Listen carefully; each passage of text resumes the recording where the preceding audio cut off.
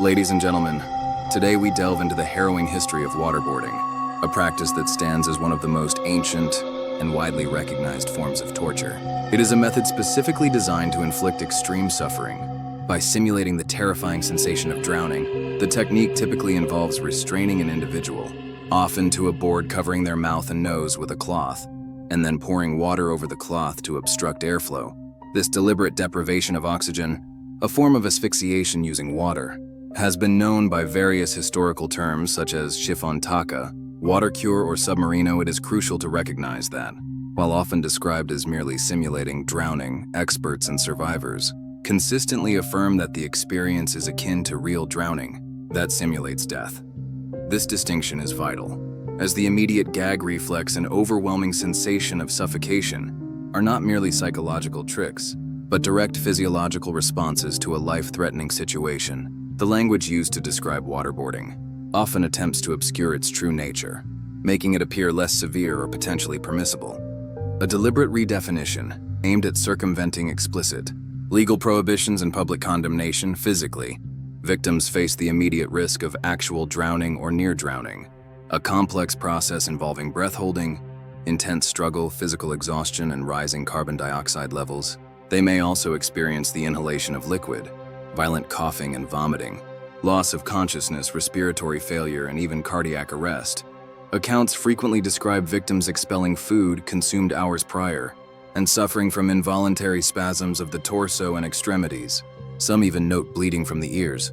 The immediate physical impacts can quickly escalate into severe, long-term consequences. These include hypothermia, particularly when combined with cold temperatures. Victims also face the risk of aspiration pneumonia, a lung infection, laryngospasm, spasm of vocal cords disabling speech and breath, incontinence, and even acute brain damage, memory deficits, epilepsy, and an increased risk of cardiovascular diseases are also documented. Long-term physical effects. Psychologically, the experience is described as one of the most traumatic a human being can endure. It triggers a primal fear for survival, leading to immediate panic, an overwhelming sense of futility, and the conviction of imminent death. Victims are plunged into a state of intense struggle against the inability to breathe, crushed by a sense of helplessness.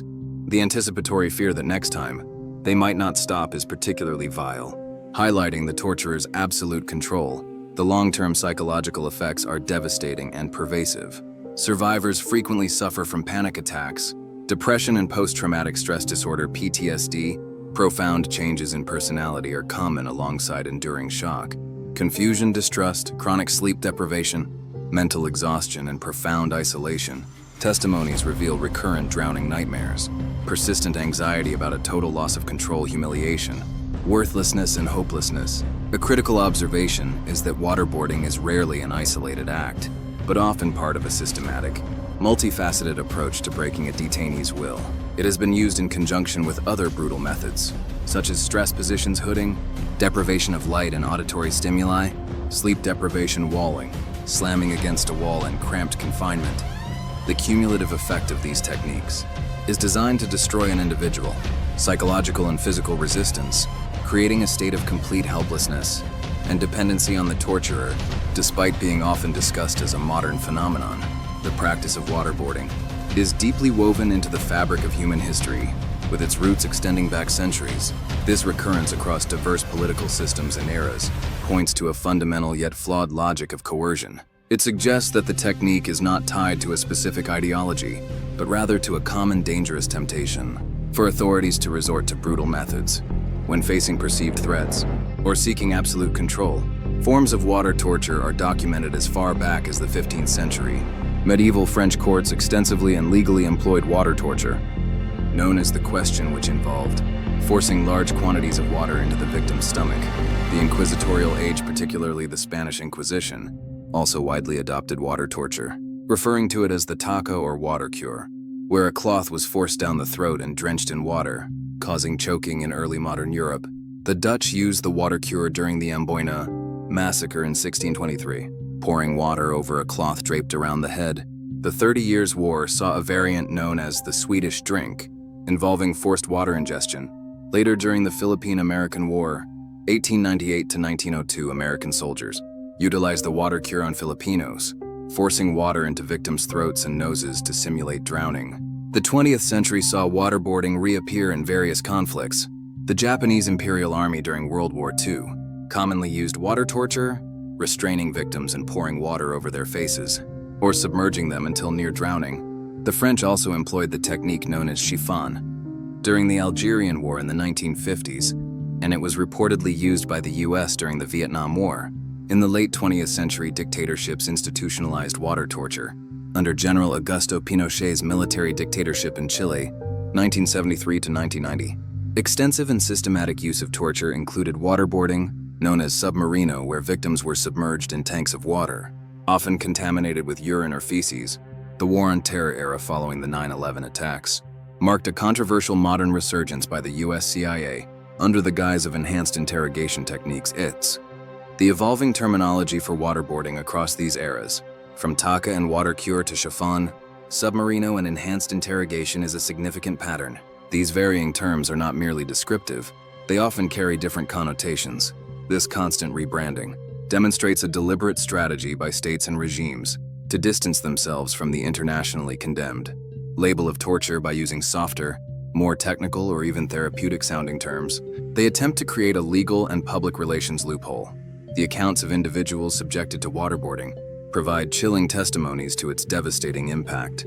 François Villon, a French poet in 1461, vividly recounted how an initial physiological need for water was exploited to inflict strangling tortures.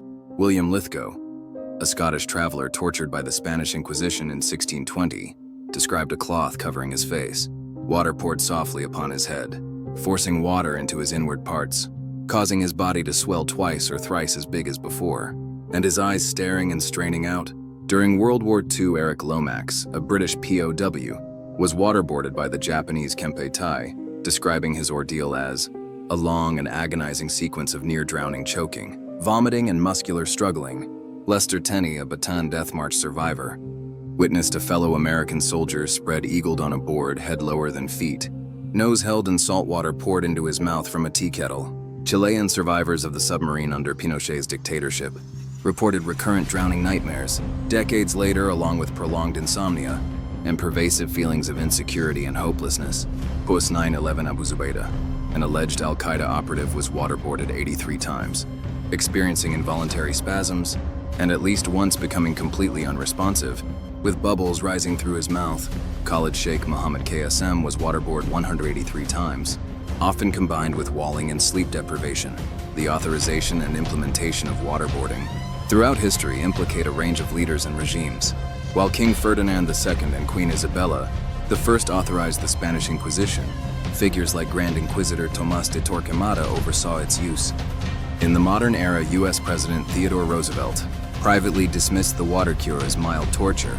Post 9/11 US President George W. Bush personally endorsed enhanced interrogation techniques. Vice President Dick Cheney famously downplayed waterboarding as a mere dunk in the water. Key Justice Department official John Yoo authored legal memos that controversially redefined torture to permit anything except death, organ failure, or the permanent impairment of a significant bodily function, providing cover and momentum for systematic abuse.